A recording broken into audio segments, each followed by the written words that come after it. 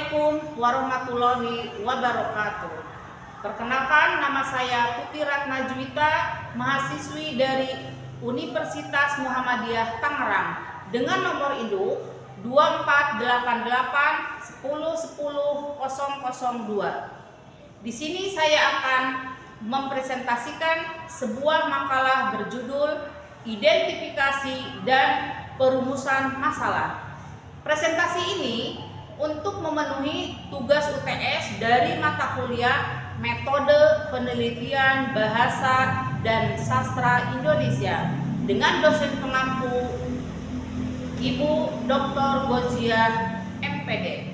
Selamat menyaksikan. Baik, saya akan mempresentasikan tentang latar belakang identifikasi masalah. Dalam pengertian umum, masalah penelitian adalah suatu pertanyaan atau pernyataan yang menyatakan tentang situasi yang memerlukan pemecahan melalui penelitian. Secara lebih spesifik, masalah penelitian merupakan pertanyaan yang menanyakan hubungan antar variabel penelitian. Masalah merupakan suatu yang penting dan sentral dalam penelitian karena penelitian tidak hanya mungkin dapat dilakukan tanpa adanya masalah. Slide selanjutnya tentang pengertian identifikasi masalah. Identifikasi masalah berarti mengenali masalah, yaitu dengan cara mendengar faktor-faktor yang berupa permasalahan. Identifikasi masalah adalah pengenalan masalah atau inventarisir masalah. Identifikasi masalah adalah salah satu proses penelitian yang boleh dikatakan paling penting di antara proses yang lainnya. Masalah penelitian bisa didefinisikan sebagai pernyataan yang mempermasalahkan suatu variabel atau hubungan antara variabel pada suatu fenomena. Variabel ini sendiri dapat didefinisikan sebagai pembeda antara sesuatu dengan yang lain. Slide selanjutnya ada pengertian masalah. Pengertian masalah terbagi menjadi 3 bagian. Masalah yang pertama merupakan suatu kesulitan yang dirasakan konkret dan memerlukan solusi. Suatu kesenjangan apa yang seharusnya ada dalam kenyataan atau antara apa yang diperlukan dengan apa yang tersedia. Kemudian pengertian masalah yang kedua yaitu masalah dapat diartikan sebagai suatu situasi di mana suatu fakta yang sudah menyimpang dari batas-batas toleransi yang diharapkan. Sedangkan peluang merupakan suatu kondisi eksternal yang menguntungkan. Kemudian pengertian masalah yang ketiga, persoalan atau masalah juga dapat diartikan sebagai tafsir sesuatu yang teramati lewat tanggap rasa, serapan, atau konsep yang ketiganya merupakan cetusan alam pikir dan alam rasa. Slide selanjutnya ada sumber permasalahan. Suatu masalah tidak harus menuntut atau menimbulkan suatu penelitian, tetapi penelitian dilakukan karena adanya masalah. Sumber-sumber adanya masalah sebagai berikut. Masalah bisa muncul dari bacaan, terutama bacaan yang berisi laporan hasil penelitian dan pengalaman sepintas ataupun pengalaman pribadi. Kemudian ada juga berupa dari pertemuan ilmiah seperti seminar, diskusi, lokakarya, dan konferensi. Pernyataan pemegang otoritas dan perasaan intuitif pribadi. Slide selanjutnya ada pemilihan masalah. Di mana dalam pemilihan masalah ini, dalam dunia nyata, banyak masalah yang harus diselesaikan dengan segera dalam waktu tertentu. Namun, tidak semua masalah tersebut dapat diangkat menjadi masalah penelitian. Oleh karena itu, identifikasi masalah merupakan hal yang sangat penting untuk dilakukan, sehingga perlu dipilih salah satu atau beberapa masalah yang paling baik dan layak untuk diteliti. Menurut Surya Brata, beberapa kesalahan yang terjadi dalam memilih permasalahan penelitian antara lain: permasalahan penelitian tidak diambil dari akar masalah yang sesungguhnya.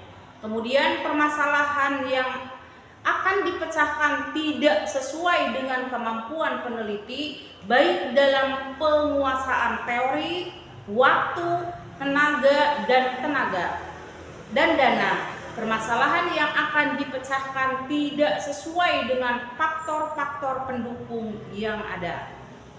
Slide selanjutnya ada perumusan masalah penelitian. Perumusan masalah dapat diartikan sebagai suatu pernyataan yang lengkap dan rinci mengenai ruang lingkup masalah yang akan diteliti berdasarkan identifikasi dan pembatasan masalah itu menurut Surya Brata pada tahun 2000. Perumusan masalah adalah sangat penting dan syarat untuk bisa memakai prosedur ilmiah. Syarat-syarat tersebut yang perlu diperhatikan adalah sebagai berikut: mendapat informasi dari tangan pertama, maksudnya ialah agar memperoleh ide-ide baru atau memperjelas persoalan, mempelajari semua informasi yang mungkin ada dengan membaca literatur atau by reading. Slide selanjutnya ada batasan masalah. Pembatasan masalah berkaitan dengan pemilihan masalah dari berbagai masalah yang telah diidentifikasikan.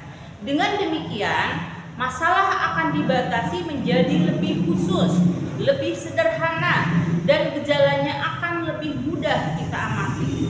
Batasan masalah adalah ruang lingkup masalah atau membatasi ruang lingkup masalah yang terlalu luas atau lebar, sehingga peneliti lebih bisa fokus untuk dilakukan. Jadi, batasan masalah berarti pemilihan satu atau dua masalah dari berbagai masalah yang sudah teridentifikasi.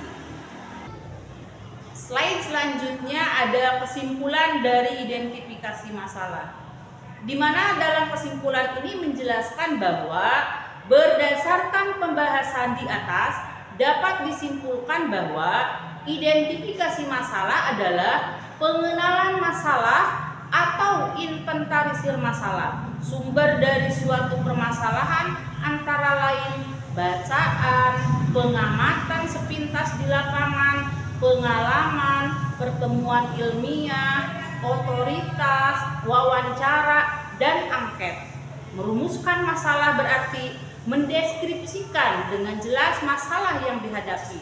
Rumusan masalah penelitian biasanya terdiri atas beberapa kalimat pertanyaan yang dibuat secara jelas dan tegas.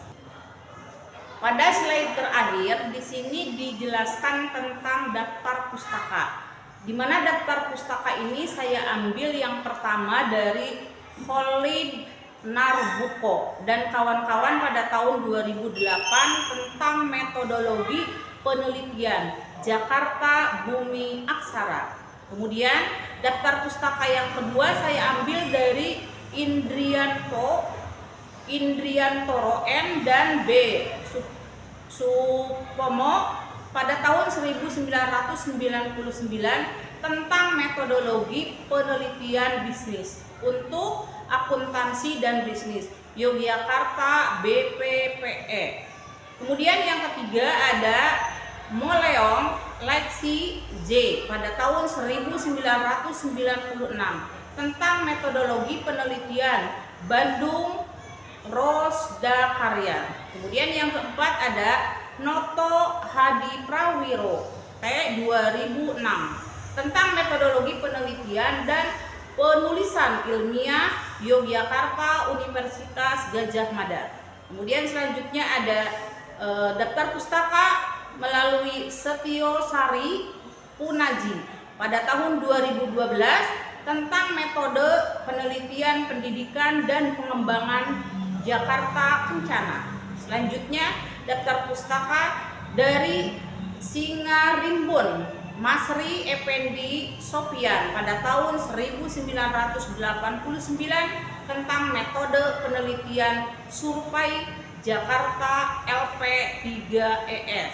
Kemudian selanjutnya ada Subianto pada tahun 1999 tentang metode penelitian akuntansi Yogyakarta STIE YKPN. Yang terakhir saya ambil dari Sugiono pada tahun 1999 metode penelitian bisnis Bandung Alpha Beta. Sekian presentasi dari saya, kurang lebihnya mohon maaf. Saya ucapkan terima kasih atas kebersamaannya. Wabillahi taufiq wal hidayah. Wassalamualaikum warahmatullahi wabarakatuh.